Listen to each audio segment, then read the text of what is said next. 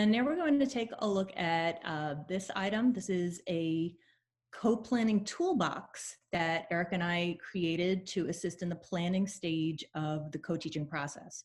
So we had this toolbox handy when we created the fictional unit plan that we'll be taking a look at later. And we also invite you and your co-teacher to do the same. Have a tool like this handy as a quick reference while you're co-planning. Right. So Erica's adding a link to this document in the chat right now. Yes, I just did. I just want to point out that this toolbox that we created was originally done for our co-teaching PD series, if any of you signed up for that. You might notice that we divided the strategies here into seen here and explore more, which simply references the different strategies that were introduced during the 3-part series versus those that teachers would have to explore on their own. And again, you might want to develop a similar toolbox or system with your co-teacher that reflects the tools and strategies that you and your students are comfortable with. And now, once again, we're going to show you the completed version. This is a completed version of the co-planning tool that Eric and I put together and that we then used as the basis to create a Google Classroom. So as we develop these instructional snapshots and webinar, there's a lot of digital co-planning that we engage in. And as we planned the Google Classroom, we allowed Zoom to just record in order to capture some of our authentic conversations. So here's a short clip of our planning process.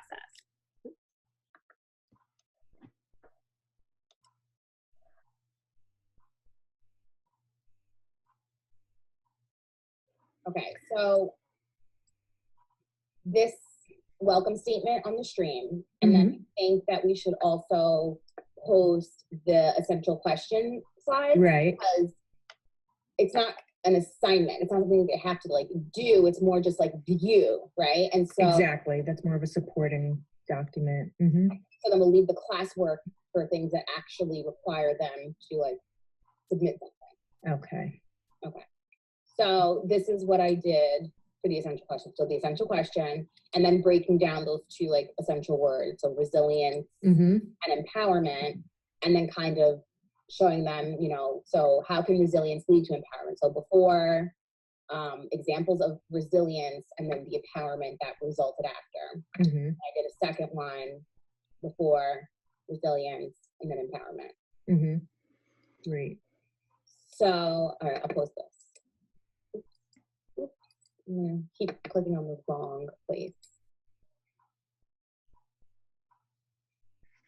So as you can see, while Erica may have taken the lead in preparing the essential questions slides, it's important to note that we had already identified the essential questions together during prior co-planning conversations, and that it still required a discussion at this point as to where we wanted to post them in the Google Classroom.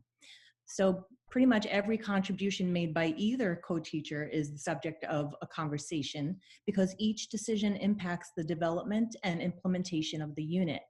So even, again, the decision of where to post should be, you know, where this post should be located is a detail that needed to be discussed because it took the students into consideration too. Just thinking about their ease of navigating the classroom and helping them to distinguish between assignments and supporting materials as they navigated through the Google Classroom. Okay, so we're gonna actually take a look at this Google Classroom.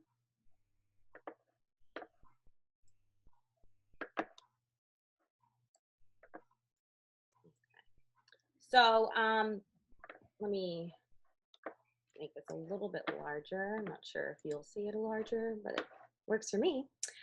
All right, so at first glance, just by scrolling through, you can see that there's like this evidence of back and forth between the two teachers. But we're gonna go back and take a closer look at the components that we had highlighted on the co-planning template.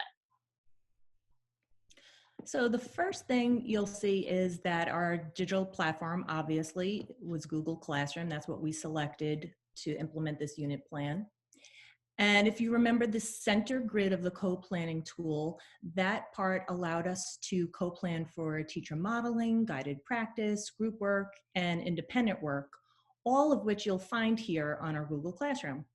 So by looking at the classroom, you can see the QFT video, which provided teacher modeling and guided practice. You'll also see the QFT group slides that we created. And this created collaborative student work groups. And finally, you'll notice the exit ticket, which was an opportunity for students to independently demonstrate their learning. Okay, so we need to be flexible on our expectations with the timelines of completion, of independent and group work.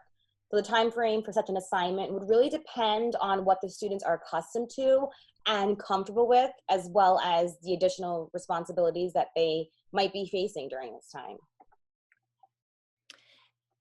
You'll also notice that the scaffolding considerations, while digital in this case, really mirror what we put into place in our face-to-face classrooms.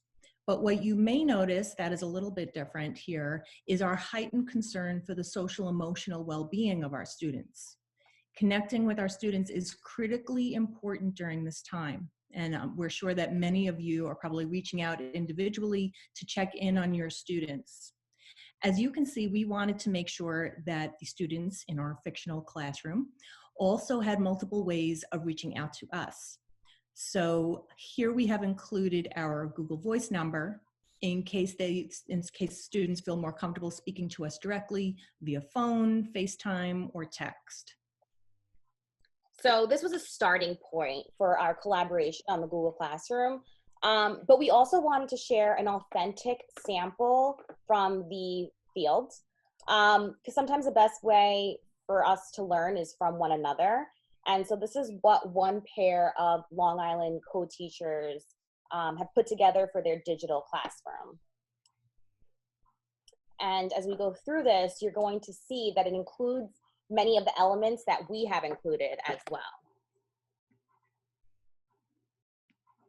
So these teachers, they shared with us that in their established weekly routines, Mondays are always dedicated to journaling, which is known as Mindful Mondays. And so you'll notice in their classroom that the instructional week begins on a Tuesday. So students receive their work for the entire week through one Google Slides presentation. So this group of students have been using Google Classroom and Chromebooks very consistently throughout the school year, yet the teachers still felt that they needed to lessen the academic workload to consider the additional strain that some students may be experiencing.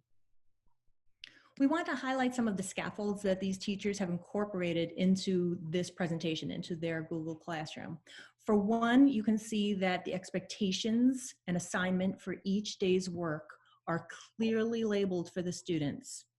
However, students also have the flexibility to work at their own pace because, as we noted earlier, they received everything at once at the beginning of the week. Right. So here we have, this is both for Tuesday. You'll see that the slides are laid out in a way also that they don't have to do a lot of navigating to respond to prompts. So in the first slide, they can answer right here. The link to the following assignment is hyperlinked in here, so they can access additional supports in that way. The teacher, we did get a chance to look at these Google Forms, and the teacher did provide the students with sentence stems and other language supports to assist them in responding to those prompts. We have key vocabulary that is highlighted. Here, this little audio icon leads to a teacher voiceover reading aloud and explaining the directions for the students. You'll notice there's a lot of visual cues and supports throughout that really bring these activities to life, just like in the traditional classroom. And there are also tremendous evidence of the level of co-planning that was involved in putting this together. We also wanted to point out to you, there is a linked YouTube video that leads students to a read aloud of the chapter that they're responsible for reading. And you may also notice that the teachers highlight the names of key characters to assist in the comprehension of the text.